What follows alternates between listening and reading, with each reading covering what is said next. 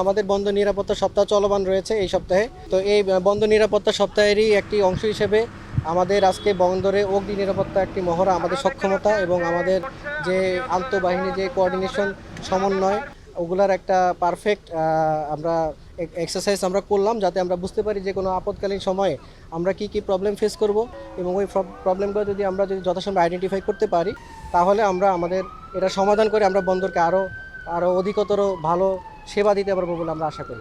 কিছু জিনিস হচ্ছে পানি দিয়ে নেবানো যায় না, কেমিক্যাল থাকে।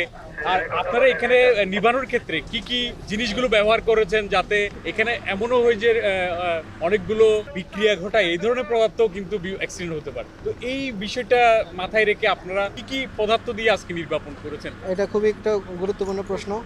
আসলে প্রথমে যে আগুনটা ছিল ওগুলো কাঠকয়লার আগুন ছিল। তো কাঠকয়লার আগুনে সাধারণত আমরা যে কোনো ধরনের অগ্নি নির্বাপনী ব্যবস্থায় আমরা ব্যবহার করতে পারি। পরবর্তীতে আমাদের যেটা সিমুলেশন ছিল যে কাঠকয়লার আগুনটা আস্তে আস্তে কন্টেনারে ছড়িয়ে পড়েছে। কি বুঝলেন ভাই? অনলি যেটাই চাই। তো ওই বিষয়টাকে আমরা তো কন্টেনারে কি আছে আমরা জানি, আমাদের এজিউম করেছি যে এখানে লিকুইড বা ফ্লেমেবল জাতীয় জিনিস রয়েছে। তো ওইটাকে কাউন্টার করার জন্য আমাদের যে অ্যাপ্রোপ্রিয়েট এক্সটিংগুইশার, সেটা হয়তো ফোম টাইপ এক্সটিংগুইশার। আপনারা দেখেছেন যে আমরা ফোম টাইপ এক্সটিংগুইশার ইউজ করেছি। ওইখানে কিন্তু আমরা পানি ব্যবহার করিনি, কারণ ফোম টাইপ এক্সটিংগুইশারটা যেটা করে অক্সিজেন কাট অফ করে দিয়ে আগুনকে নিভাতে সহায়তা করে। তো আমরা এই জন্য আমরা দুইটা ফায়ার ফাইটিং মেথড আমরা আজকে অ্যাপ্লাই করেছি। এবং সাধারণত বন্দরে এই দুই ধরনের ফায়ার অ্যাক্সিডেন্টই বেশি হয়, সেই জন্য আমরা এই দুইটা মেথড আমরা আজকে আমাদের সবাইকে নিয়ে আমরা এক্সারসাইজটা করলাম।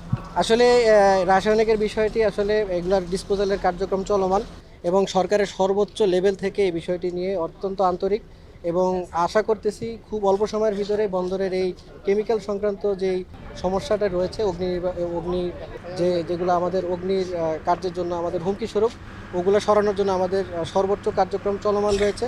আমরা এই বিষয়ে কাস্টমস এবং ইম্পোর্টারদের সাথে নিবিড় যোগাযোগ রক্ষা করছি। আশা করছি এই সমস্যার সমাধান অতি শীঘ্রই হয়ে যাবে।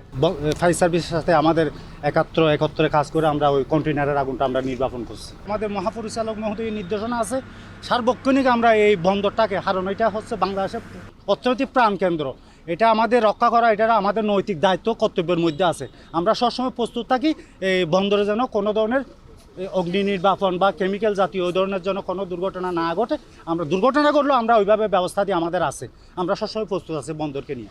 এই ধরনের অগ্নিকাণ্ড সংঘটিত হলে সংবাদ পাওয়ার সাথে সাথে আমরা ওই দুর্ঘটনাস্থলে উপস্থিত হই এবং যে আগুনের ধরন অনুযায়ী অ্যাকশন নিই। আপনারা এখানে দেখেছেন আজকে যে এখানে প্রথমে সলিড ফায়ার ছিল, সলিড ফায়ার যেহেতু কাঠকয়লা হওয়ার কারণে আমরা সেখানে পানি ব্যবহার করি, এবং পরবর্তীতে যখন লিকুইডের আগুন হয়, কন্টেনারের আগুন আমরা ধারণা করি এটা লিকুইড হওয়ার কারণে আমরা সেটা ফোম দিয়ে এক্সটিংগুইশ করার চেষ্টা করি। এবং আমাদের পাশাপাশি এখানে যে কোনো ধরনের অগ্নি নির্বাপনে আমাদের সহায়তা করার জন্য ফায়ার সার্ভিস, সিভিল ডিফেন্সের বন্দর স্টেশন সর্বদা প্রস্তুত থাকে। ওনাদের সাথে আমরা সর্বদাই যোগাযোগে থাকি, যে কোনো ধরনের প্রয়োজনে তারা আমাদের সর্বদা সহায়তা প্রদান করে।